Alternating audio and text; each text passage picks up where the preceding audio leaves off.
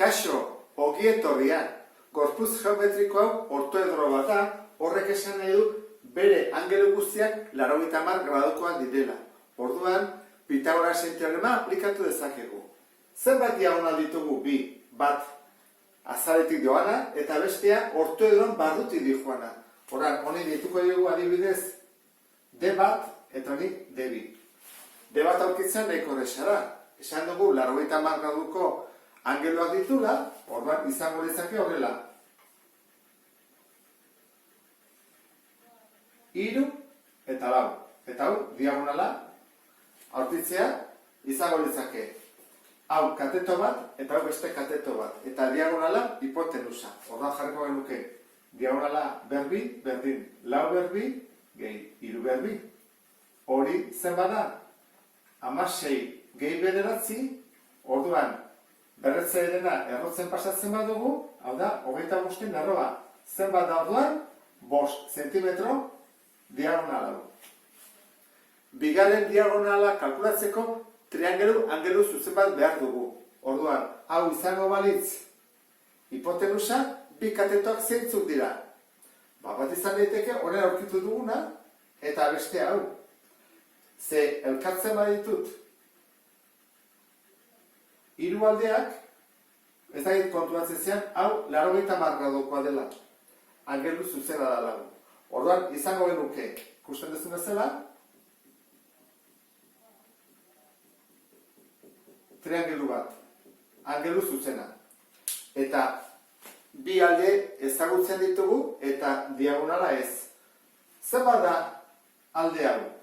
Orain aurkitu duguna, 5. Zenbat da alde hori? Orain berdina, 5. Orduan, ditugu 5, 5 eta diagonala dela hipotenusa. Izango litzake egontara. 5, 5 eta diagonala bigarrena. Orduan jarriko genuke diagonala berbi, berdin, 5 berbi, 5 berbi, hori zen bada, hau da 50. Orduan, 50 erroa.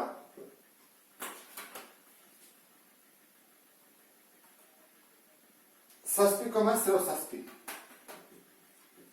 zentimetro. Eta honekin bukatuko genuke ariketa.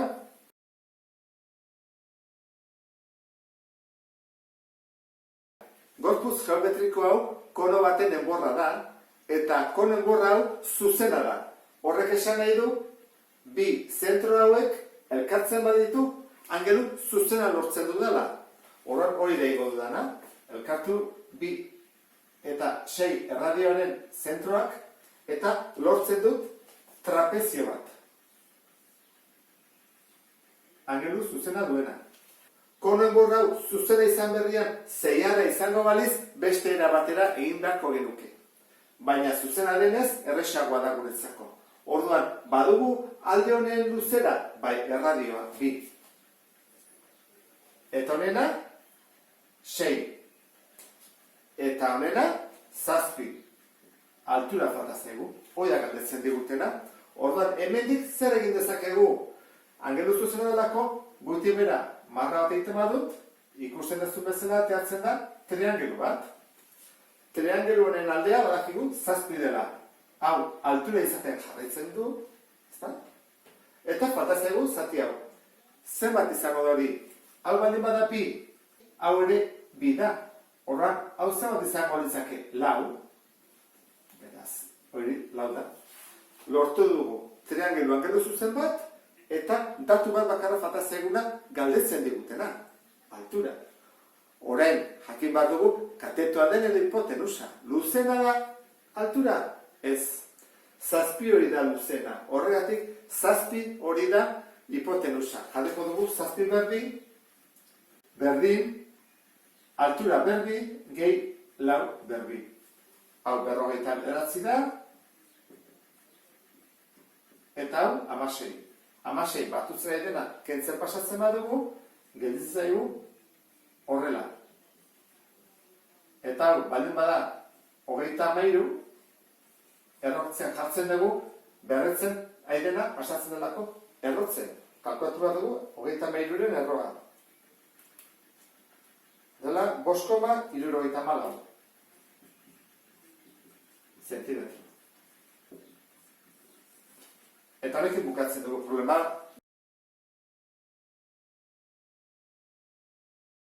Lehenengo ikusi behar dugu zer motatako gorputz geometrikoa den. Ikusten duzu bezala piramide bata eta behan 4 alde ditu. Eta 4 aldeak berdinak direlako eta angelu zuzenak direlako, orduan karratu bat da. Zer galdetzen digute apotema, tematen digute ertzaren luzera, 50, hemen 4 ertz daude, horietako bakoitza da 50-ekoa, eta altura 30. Altura, baina piramidarena. Erpin honetatik beko aurpegira zuta. Orduan hori bain dezakegula. Zuta bat, multibela. Eta hori izango litzake 30 zentimetro. Baina galdetzen digutena apotema da. Gogoratzen zea zerren apotema? Apotema da. Nik hartzen baldin badut. Triangelu batean, adibidez hemen, erdiko bidetik goiko erpinera doan marra zuzena. Elkartzen dut. Eta hori izango litzake apotema. Orduan, apotemoi kalkulatzeko ikusten duzu bezala bi datu behar ditugu. Triangelu zuzen bat egiten badugu, adibidez, triangelu hau, izango litzake hau jakin eta hau. Bi hau jakin da, eta hau angelu zuzena delako ateako genuke apotema. Orduan, gure lan guztia, hasieran izango da aurkitzea aldearen erdia zen baten. Nola kalkulatu alde baten erdia? Hortarako ditugu beste bi datu hauek. Altura eta ertza. Elkartzen baitut, altura eta ertza, begira ze gertatzen den. Elkartzen baitut. Ze gertatzen da? Beste triangelu bat dagoela. Hemen doa bera, horrela, eta hori angelu zuzena dela. Zergatik? Piramide hau zuzena delako. Baldin bada, 6 arraia desberdina da. Zuzena denez, erresagoa da. Hau angelu zuzena da. Baditugu datuak? Bai, bi baditugu. Hau zen bada 30 eta hau 50. Orduan, ateratzen badut, triangelua, izango litzake hau 50, altura 30, eta diagonalaren erdia, izango litzateke adibidez isa. Laguntzen digu diagonaloi kalkulatzean? Bai, zergatik? Goazen beko aurpegira. Jarrikut beko aurpegira, ikusi. Alde hau eta alde hau berdinak dira?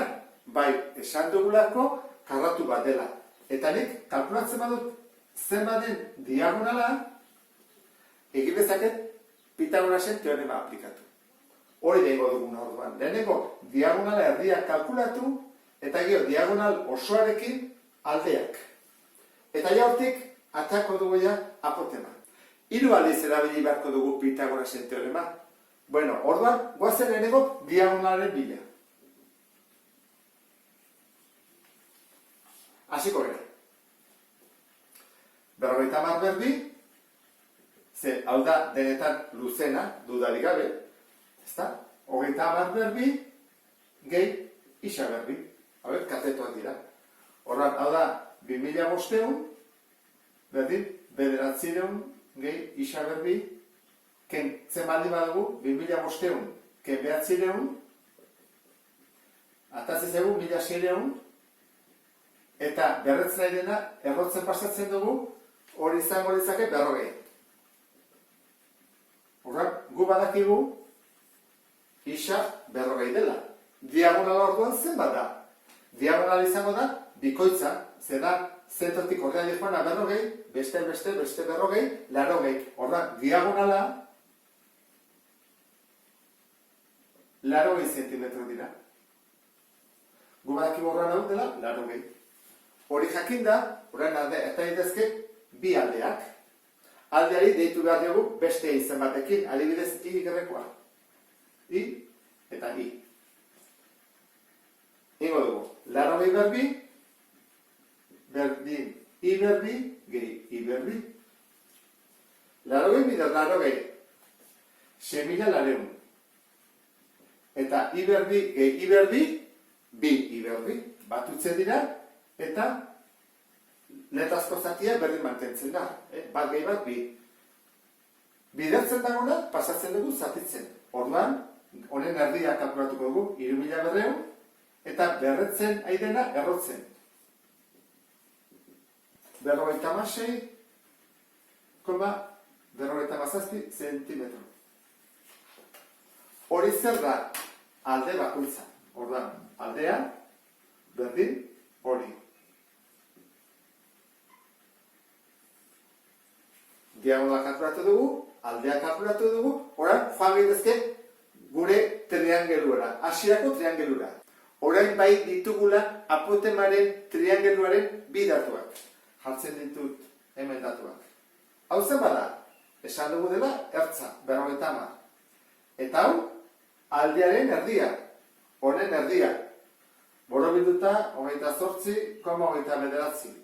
Eta hau, apotema. Zein da hirutan hipotenusa, hau ez da, horrengo dugu. 50 berbi, berdin. A berbi, gehi, 28,29 berbi. Egingo duguna izango da, batutzen dagoena, kentzen pasa,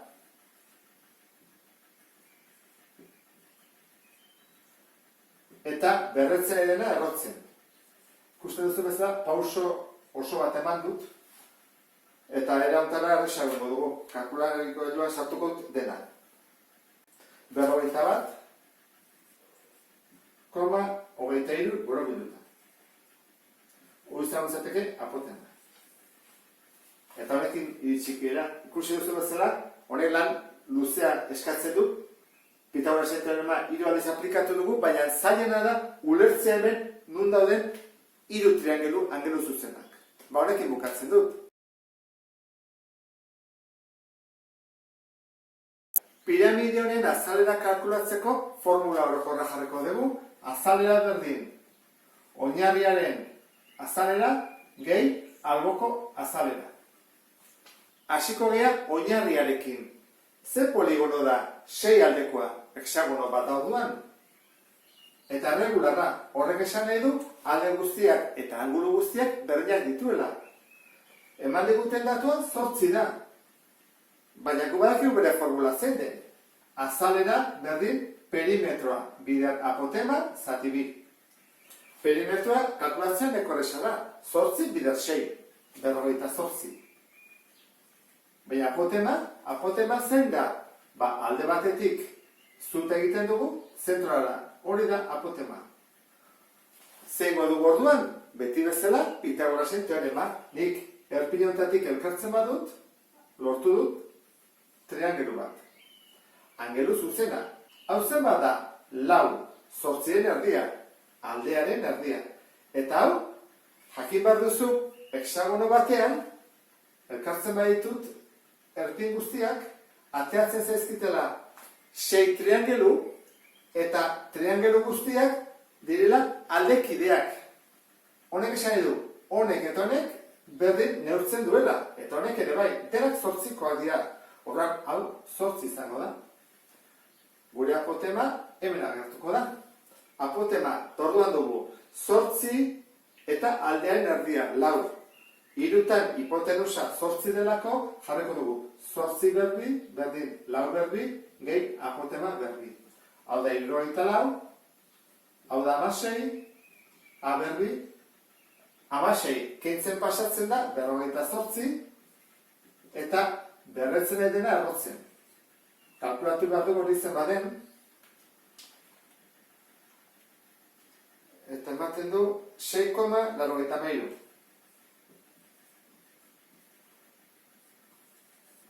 Apotema hau jarriko dut hemen 6,83 zati bi. Eta hau izango litzake oinarriaren azalera. Hau. 176,32 zentimetro karratu.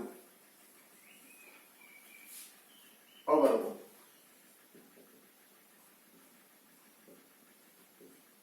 gehi, alboko azalera kalkulatzeko ikusi behar dugu alboko azalerak ze poligono diren.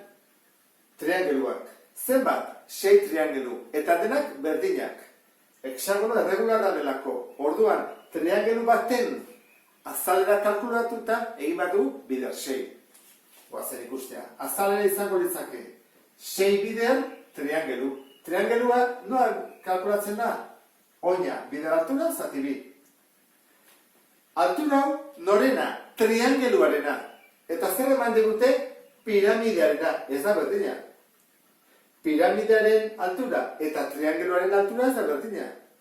Ikusiko duzun bezala hemen, marrazterakoan, piramidearen altura hau baldin bada, triangeluarena luzea bada.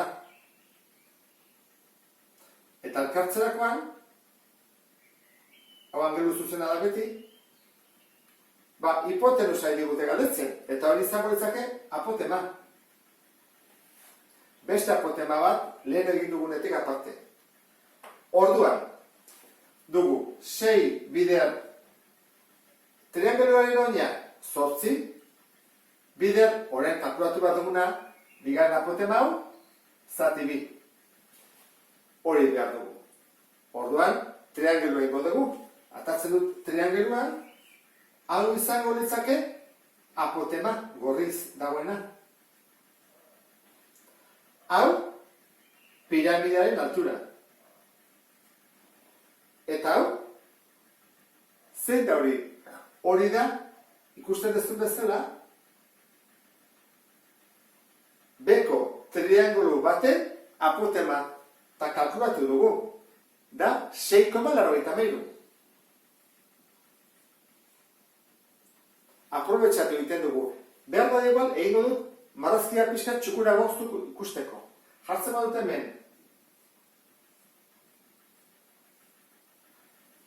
Hexagonoa. Hau, altura. Hemendik datorrena. Gora. Apotema. Hau izango litzake triangelu baten, beko triangelu baten, apotema. Behar badala hobeto ikusten da. Horan dugu, 6,83 dela leheno kalkulatu dugulako apotema, hanez eta ban kenduta egon, 20 da altura eta apotemaren bila joan gaitezke, eta hori da hipotenusa. Horan jarriko dut A, berbi, berdin, 20 berbi, gehi 6,83 berbi. Berretzen nahi dena, bestaldera errotzen, orduan, bigarren apotema hau izango litzake. 20 berbi, gehi 6,83 berbi. 21,17 zentimetro. Orain bai, apotema honen ordez jarriko dugu zenbakia. 6 bider, 8 bider, 21,17 zati bi. Ea zertatzen egun? 508,08.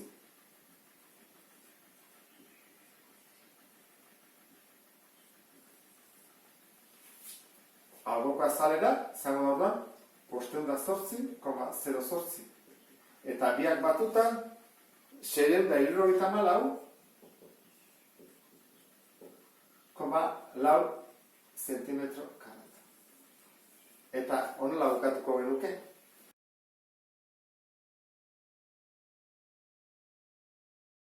Piramide zuzen baten enborra dugu, eta hemen datu asko ditugu. Azalera kalkulatzeko lehenengo jarriko dugu oinarrizko formula. Eta izango da, azalera berdin. Azalera oinarri txikiarena, gehi azalera oinarri handiarena, gehi alboko azalera. 3 azalera kalkulatu behar ditugu. Horan hasiko gara, lehenengoarekin, oinarri txikiarekin. Ze itxura du, ze poligono da pentagono bat, ata ezagun pentagonoa. Pentagonoaren azalera kalkulatzeko formula zein da?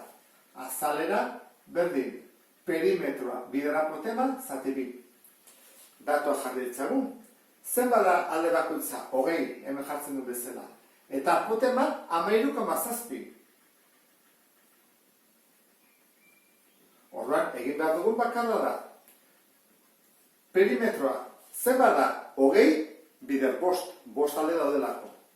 5 bider 20, bider apotema 13,7,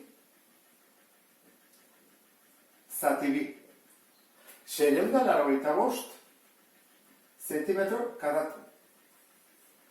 Lehenengo badugu, 685.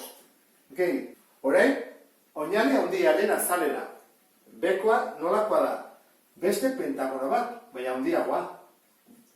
Formulare berdina da. Azalera berdin, perimetroa bider apotema zati 2. Datua jarriko ditugu 40 dela. Orduan alde bakoitza da 40, eta perimetroa baita ere eman digute.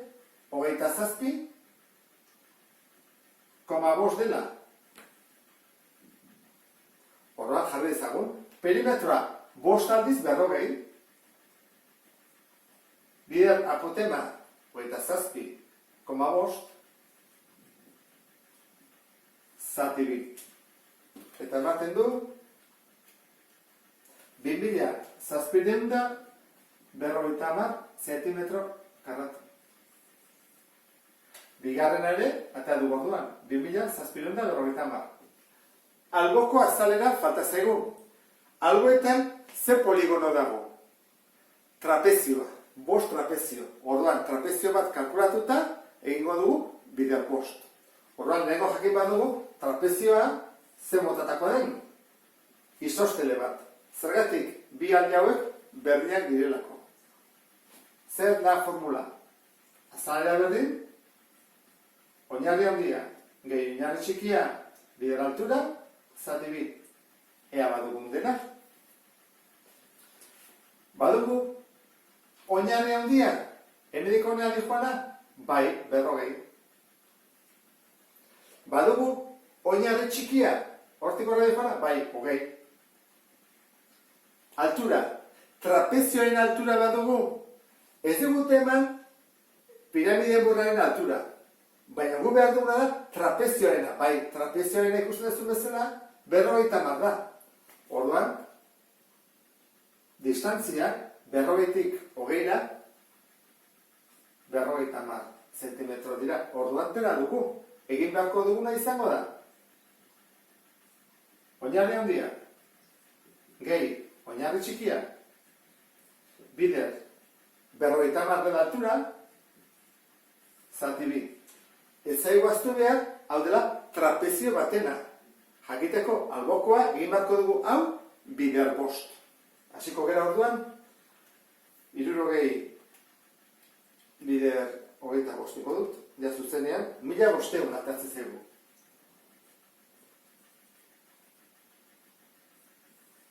Alboko azalera izango litzake 5 trapezio bider bakoitza 1500-ekoa. Hori da, 7500 zentimetro karatu. Jarriko dugu hemen, 7500. Batuk eta egin bat dugu. 10.935 zentimetro karatu. Eta honekin bukatzen dugu. Gorputz geometriko hau 3 zatitan banatuko dugu. Ezkerraldekoa, erdikoa eta eskubikoa. Eta ikusiko dugu bakoitzaren formula zein den. Hasiko gara ezkerrekoarekin zein txura du esfera erdia. Orduan, hola jartzen badut, 80 graduko biraketa batekin, bere formula zein da izango litzake. Azalera berdin, lau pi erre berdi, baina erdia delako zati 2 egiten dugu. Erradioa badugu, bai, zenbat da, biren erdia bat. Orduan, erradioa bat delako, jarriko genuke, lau bider pi, bider bat berdi bat, kendu ezakegu, Hau izango litzateke, 2 pi, geokalkulatuko dugu zenbaren. Bigarrena, hau zer da, zilindro bat. Erdiko gorputzaren azalera zabaltzen badugu berutz, ze gelditzen zaigu? Lauki zuzen bat. oinarria 10 dena, eta altura koinziditu behar du esfera erdi honen azalerarekin eta baita ere kono honen azalerarekin. Eta honen oinarria zein da? Bada, buelta bat. Nik buelta batean badut, hola geldituko litzake. Buelta honek, zer luzera du? 2πr. Orduan hau izango litzake, 2πr. Jarri ezagun. Gu badakigu, lauki zuzen baten formula dela oinarriaren altura, eta gu badakigu oina dela 10, eta altura dela 2. Pi eta R. Eta R ze bat da, esan dugu lehen bezala bat dela, eta bat ez dugu jarriko. Horren hau ze bat gelditzen zaigu 10 bider 2, 20 pi. Horren dugu, hau dela 2 pi, hau dela 20 pi, eta falta zaigu konoaren alboko azalera. Nik zabaltzen badut ze itxura hartzen du sektore batena. Eta honen formula zein da? Hau jakingo duzu baita ere, pi RG. Sortzailea. Erre badakigu bat dela. Eta sortzailea hori da falta zaiguna. Dakigulako hemenik horrea. Orduan, nik jartzen baina badut horrela konoa, eta hau baldin bada 5.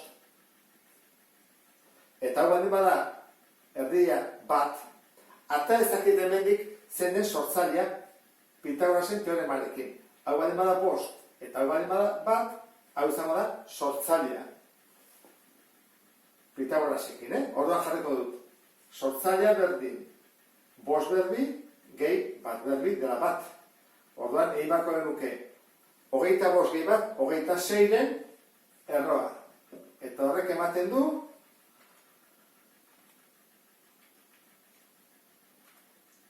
5,1. Orduan, izango entzake, pi, bider bat, bider 5,1. 5,1, pi. Baditugu, 3 azalerak.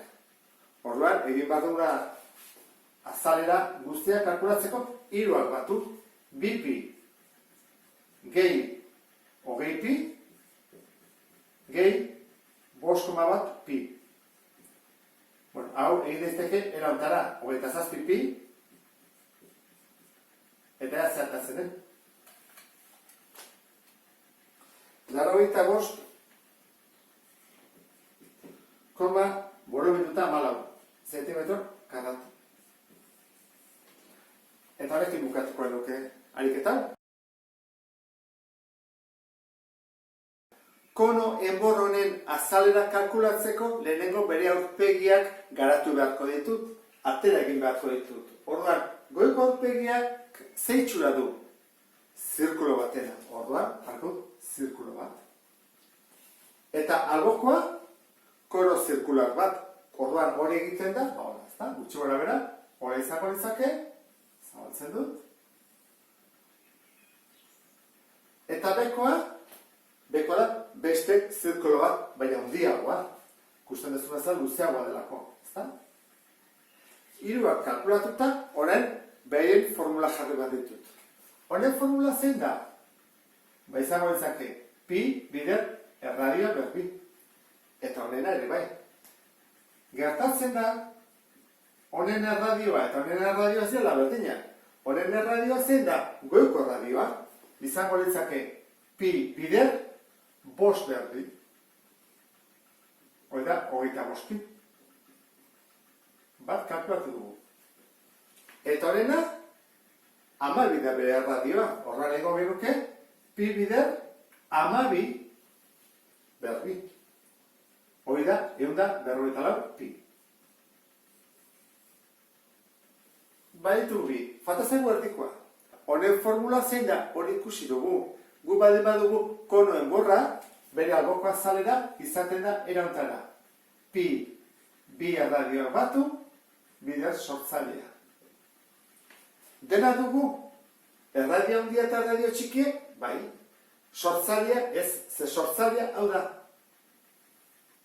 Sortzailea teatzeko, orduan Pitagorasi erabiliko dugu. Atako dugu emendik. Hau zer da? Horrela. 12, bost, 14. Hau da sortzailea.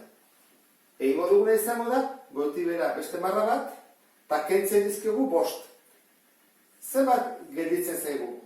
Hau izango da, G, hau 14 izaten jarraitzen du, eta 12 ken bost, 7. Orduan, bai, egingo dugu. Sortzailea berdin, 14 berdin, gehi 7 berdin. Sortzailea izango da, 14 berdin da 186, gehi 59, eta horren erroketa. 266,05 pi. Hemen ditugu hiruak. 1, 2, 3. Orduan azalera guztiak kalkulatzeko egin beharko dugu. 25 pi. Gehi albokoa 266,05 pi. Gehi 154 pi. Eta ateratzen da, azalera berdin, 295,05 pi zentimetro karratu. Edo, egiten badugu kalkuloa pirekin, atatzen zaigu 366,75 zentimetro karratu.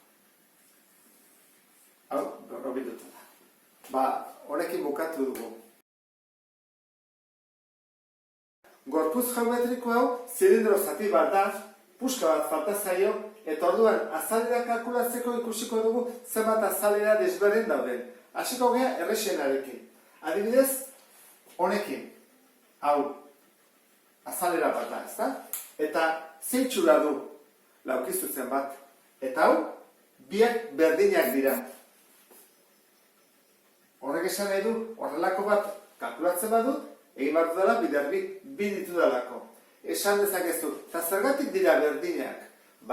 Hau, zirkulo baten zati bat baldin bada, sektore bat baldin bada, esan nahi du, hau dela erradioa eta hau ere erradioa. Orduan, bi erradioak berdinak direnez, eta altura berdinak direnez, jarri dezakegu erontara. Laukizuzena, orduan da lehenengo azalera mota. Jarko duen bat. Eta laukizuzenaren formula badakigu. Oina bider altura. Badakigu oina zen baden? Hau zen baden? Bai, 8. Hemen jartzen duelako, 8. Eta altuera? Bai, 15. Orduan egin behar duguna da, 8 bider 15. Berdin, 120 zentimetro karratu.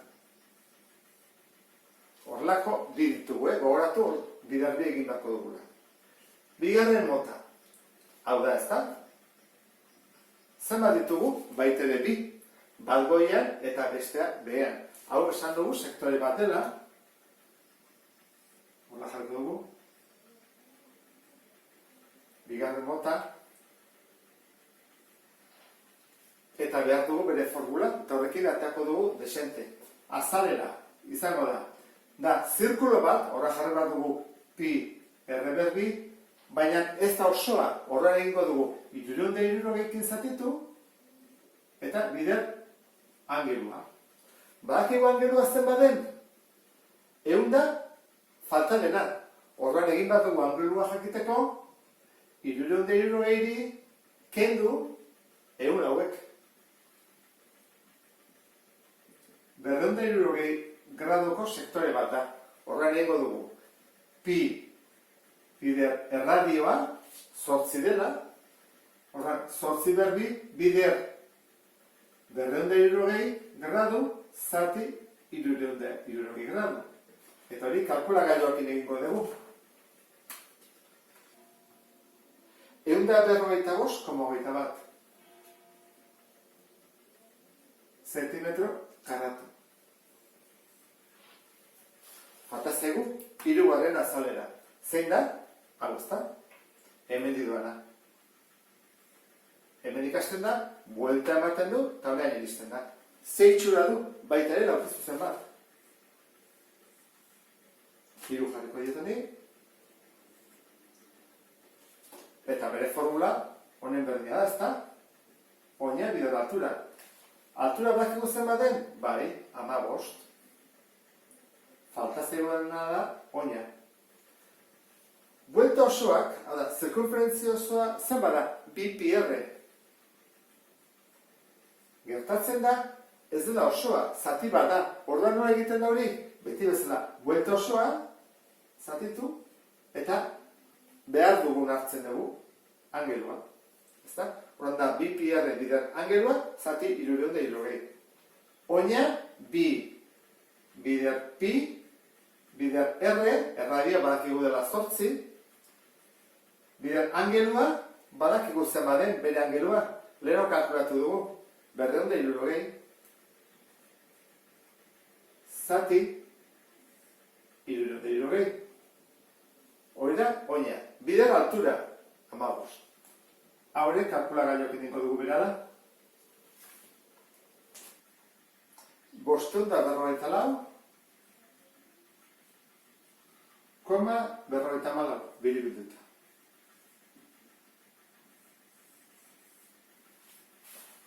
Horen, azalera totala kalkulatuko dugu. Nola? Erantara. Zenbat horrelako ditugu? 2, ezta? Esan dugu, ezker esku 2. Horrean, 2 bider 120. Gehi. Zenbat horrelako ditugu? 2, ezta? Bat goia eta bestea oinarrian. Horrean, 2 bider 155,21. Gehi. Horrelako zenbat ditugu? Bakarra, ezta? Buelta osoan. Horrean, batu behar dugu, hau. 554,24. Eta, ikusko dugu, zenbat ateratzen den.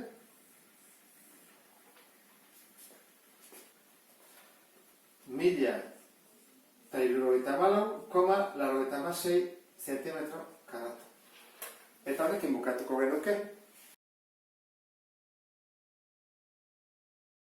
Gorputz geometriko hau bitan banatu beharko dugu, batetik telatua dena, piramidea, eta bestetik beko zatia, ortoedro bat.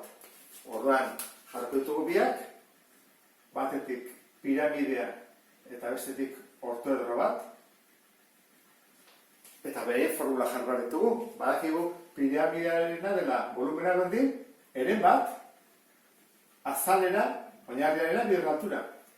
Eta ortoedroarena izaten da azalera bider altura.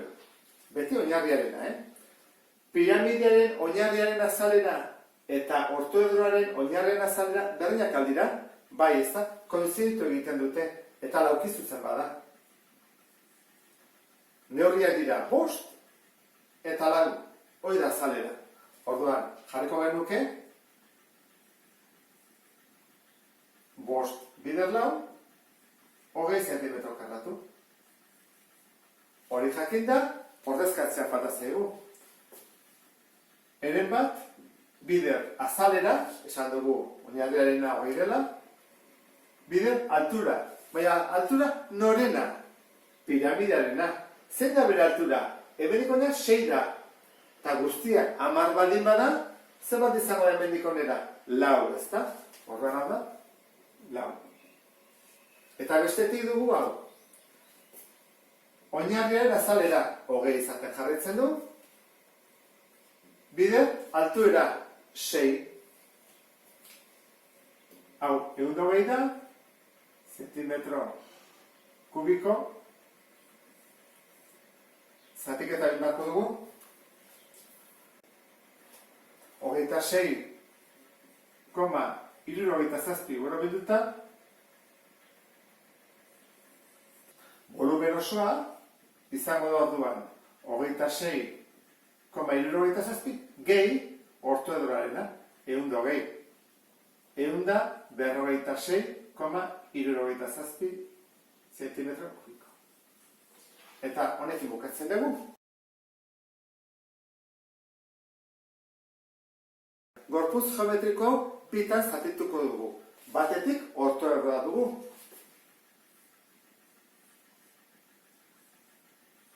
Eta bere dimensioak dira 16, 10 eta 35. Zein da gorputz geometriko honen formula. Prismak eta ortoedroak izaten dira horrela. Volumena berdin, oinarriaren azalera, bider altura. Behar dugu bereraz, bere azalera, oinarriarena. Zeitxura du, laukizuzen batena, eta dira 16 eta 10. Orduan, azalera, oinarriarena, da, oina bider altura, 16 bider 10. 160 zentimetro karratu. Ez nahastu altura hau eta altura hau. Hau da, oinarrian, bere azaleraren altura. Eta hau da, volumena, beraz, gorputz geometrikoaren altura. Izango dizake orduan. 160 bider altura, baina ez hau. Baizik, volumena, gorputzarena, 35. Eta ematen dugu 5.600 zentimetro kubiko. Orain bigarren zatia behar dugu. Ikusi behar dugu zeitxurakoa den.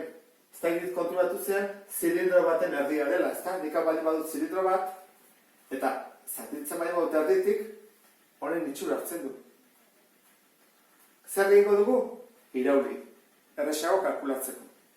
Horren, geldituko ditzake, hola jarri ezkero horrela. Ez? Gutxo horrela. Zein da bere formula? Prismaren berdina, ez da? Volumena berdin, oinarriaren azalera, bider altura. Datua jarriko ditugu. Zer bat emedikonera? Emedikonera, hau. Irauli duguna. 10. Eta hau dena, 16. Horrek esan nahi du, erradioa dela erdia. 8. Hori jakin da, badakigu hau 10 dela, falta zaigu oinarriaren azalera. Jarriko dut formula. Pi R berbi, baina erdia delako, egin bako dugu, zati bi. Da, zirkulo erdia. Erradioa behar dugu orduan, horrein dugu. Pi bider erradioa, berbi, 8 berbi, zati bi. Hori da, 1,53 zentimetro karratu. Horrein, volumena kalkulatzea da, zaila, ez da? Oinarriarena badugu, 1,53 bider altura, eta altura hau da, 10. Beti, volumena kalkulatzerakoan, ikusi bat dugu, gorputz geometrikoaren altura. 10. Hau, argi da, dela 1005,3 zentimetro kubiko. Guztira kalkulatzeko zer egin beharko dugu? Bi volumenak batu. Jarriko dugu. Ortoedraren volumena, 5.600, gehi, zilindro erdiaren volumena, 1.005,3. Berdin, 6.605,3 zentimetro kubiko. Eta horrela bukatzen dugu. Gorputz geometriko bitan zatituko dut eta irauliko ditut. Jarriko ditut 90 gradoko biraketarekin. Orduan, hau zer da? Zilindro bat. Geldituko ditzake horrela. Eta hau, kono bat. Geldituko ditzakela horrela. Honen formula zein da jakiteko bere volumena? Volumena da oinarriaren azalera bider altuera. Orain ikusi bat dugu, oinarria, goikoa eta bekoa berdina denez, zeitxura du. Zeitxura du zirkulo bat. Orduan zer egin bat dugu? Zirkulo hola baldin bada, ikusi datuak baditugun.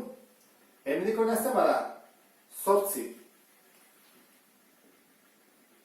Orduan, erradioa zen bada? Erradioa erdia da, 4. Hori da, gudakigun datua. Eta zirkularen formula zein da? Volumena jarriko dugu. Pi bider R ber bi. Horrak, ordezkatuko ditugu datu guztiak. Pi R esan dugu lau dela, ber bi, eta altuera. Eta altura 14 jarriko dugu. 14. Horran egin behar duguna da. Pi bider erradioa ber bi, bider bere altura. Eta atatzen zaigu 224 pi.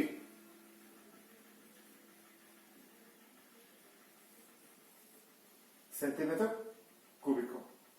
Pi hori hor utziko dut, gero ingo dut bukaeran, espazio jola. Beste honetan, volumena berdin, konoak eta piramideak eta egin behar da. Formula berdina, baina zati 3. Orduan, azaleraren oina, bide altura, zati 3. Honen galdera berdina da. Oinaren azaleraz nolakoa du? Berdina. Orduan, jarriko dugu pi bider R berdi bider altura eta zati 3. Galdera da. Altura dakiko honena, konorena, bai ez da, 12 eman digutelako. Eman baziguten, adibidez, sortzailea, egin beharko nuke Pitagorasekin, baina eman digutenez altura, ja zuzenean jakiko dugu, hau dela 12, eta hau, bakigu erradioa dela 4. Orduan, horrezkatiko dugu, pi bider erradioa 4 dela, esan dugu, honen erdia, berbi, bider altura, alturaren 12 da, zati 3. 74 pi. Zentimetro kubiko. Orduan, jakiteko volumen guztiak, zein badugu biak batu, ditugu batetik 224 pi, eta bestetik 74 pi. Biak batuko ditugu, eta atatzen dena. 904, koma 79 zentimetro kubiko. Eta horrela bukatzen dugu. Gorputz geometriko hau piramide baten enborra da. Orduan, hau kalkulatzeko egingo genuke. Lehenengo piramide osoa izango baliz bezala bere volumena kalkulatu. Hori kalkulatu ondoren, kentzen diogu goiko piramidearen puskori, zatitxori. Eta zer gertatzen da? Gelditzen zaigula enborra.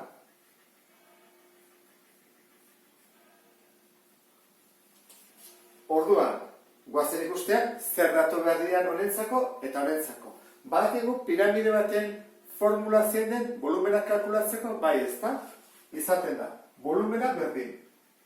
Jarko dut, handiarena, piramidea handiarena. Oinarriaren azalera, bide altuera, zati 3. Eta txikiarena ere berdin. Volumena txikiarena, azalera, oinarriarena, bide altura, zati 3. Oinarriaren azalera badakigu zein den? Bai ez da, hau karratu bat da. Orduan, gu badakigu azalerak izaten diala aldea berbi. Orduan jarriko genuke erantara. 10 berbi bider altura ez dakigula zati 3. Eta txikiarekin berdin dengo dugu. Badakigu bere oinaren azalera, bai ez da, 5 bider 5 karratu bat da. 25 ez da, jarriko du 5 berbi ikusteko. Bider altura berea, txikiarena zati 3. Bi altura bat desberdinak dira. Orduan, guazen kalkulatzea piramide handiaren altura. Ez dakit konturatu zen baita ere, hau baldin bada 10, eta hau da 5. Eta hau bada 6, eta hau 6, hau dagoela erdibidean. Horrek esan nahi du, nik altura piramide osoena kalkulatzen badut, jakiko dut piramide txikiaren altura ere zein den erdia, zati 2 egingo dugu. Piramide handiaren altura jakiteko izango litzake beko azaleraren erdi puntutik goraino doan zuta bat, ezta? Egingo duguna izango da triangelu bat, beti bezala, eta badakigu hemen, hau dela 90 gradu. Zer behar dugu orduan? Hau zer da? Hau da, diagonalaren erdia, erdiko puntua. Orduan, kalkulatu behar dugu diagonala zenbaden, egin zati bi, eta horra jakingo dugu zenbaden bere kateto bat, ze bestea badakigu 12 dela. Hor lehen dugu. Hau izango ditzateke altura, hau 12, eta falta zaigu diagonal erdia. Diagonal erdia kalkulatzeko, guazen egitea beko aurpegia, zer dakigu? 10 eta 10. Hau da diagonala. Hori nola egiten da? Jarreko genuke horrela, diagonala, Diagonala berbi, berdin, 10 berbi, gehi 10 berbi, hori da, 100 gehiago, 200. Diagonala izango ditzake 200-en erroa. 14,14 metro. Orduan, gu badakigu beko diagonalak neurtzen dula 14,14. Ateratzeko altuera esan dugu behar dugula diagonalaren erdia. Orduan behar dugu horren erdia. Dela 7,07. Altura katetoa da. Badakizu hemen ertza dela denetan luzena, 12. Orduan hori da ingo duguna. 12 berbi, berdin. Altura berbi, gehi 7,07 berbi. 12 bider 12, 154, 0,07 berbi, 49,88, pasatzen dut kentzen, onan lehoa, aurrea. 154, ken, 49,88, eta berretzea dena errotzen.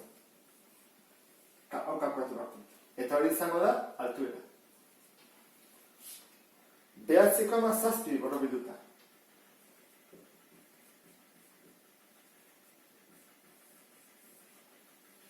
Orduan, erpinontatik beko aurpegira 9,7 metro daude. Hori behi jarrezak egula, hau da hundiarena, 9,7. Eta zer esan dugu txikiarekin? Bakigu bere altuera? Bai. Nola? Zati bi egin da. Esan dugu, hau erdibidean dagoela, orduan altura ere erdibidean, 9,7 erdia. Eta atatzen zaigu, 4,85. Kalkuloak egin barri zu orduan. Goikoa eta bekoa. 323,83 metro kubiko. Hoi da, piramidea oso izango balitz. Eta bestea da, 40,42.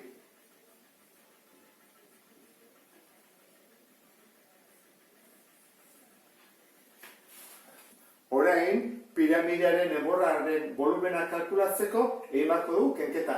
Hau badakigu zenbaden, 323.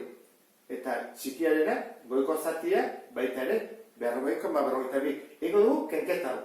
Eta ateratzen dena, izango da volumena hau, enborrarena. 282,82 metro kubiko. Eta horrela bukatzen da problema hau. Zilindro honen bi datu eman dizkigute, batetik altuera, 10 metro, horrek esan nahi du 3 pisu baino gehiago, hau da, litro asko sartuko dela, eta bestetik perimetroa, oinarriaren perimetroa, 28,27 metro. Galdetzen digutenez litroak sartzen den kopurua, jakin behar dugu zein den bere volumena. Orduan, volumena jakiteko formula jarriko dugu. Volumena berdin, oinarriaren azalera, bider, altuera. Altuera badugu, bai. Zer falta zaigu? Oinarriaren azalera. Goazen ikustea nolako den oinarria. Badakigu hau dela zirkulo bat. Orduan bere formula izango da pi r berri. Zer behar dugu jakiteko oinarriaren azalera? Erradioa. Badugu erradioa, oraindik ez. Hau dakigu, perimetroa. Eta perimetroa zer da? Zirkunferentziaren luzera. Orduan goazen jartzea formula hori, luzera berdin bi pi r. Badakizu, buelta batean, sartzen dela bi pi erradio. Orduan, zer dakigu bueltaren luzera? 28,27. Berdin, bi pi r. R zer egin bat dugu? Bakandu, bakarrik utzi. Orduan, bi eta pi hauek pasabaretuko beste aldera zatitzen, bidertzen ari direlako. Orduan jarriko dugu horrela, 28,27 zati bi pi. Eta hori izango da erradioa. Kalkulatuko dugu orduan, borobilduta 5 metro.